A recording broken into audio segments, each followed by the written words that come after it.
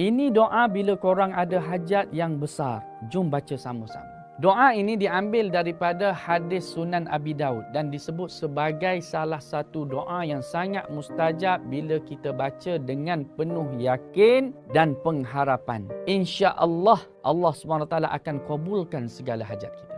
Allahumma inni as'aluka bi anni ashhadu annaka antallahu la ilaha illa antal ahadus samad alladzi lam yalid wa lam yulad wa lam yakul lahu kufuwan ahad. Moga-moga Allah Subhanahu Wa Taala mengkabulkan semua permintaan dan hajat kita semua. Walaupun permintaan itu kelihatan seperti mustahil bagi kita hamba, tapi kena ingat tiada yang mustahil bagi Allah Subhanahu Wa Taala.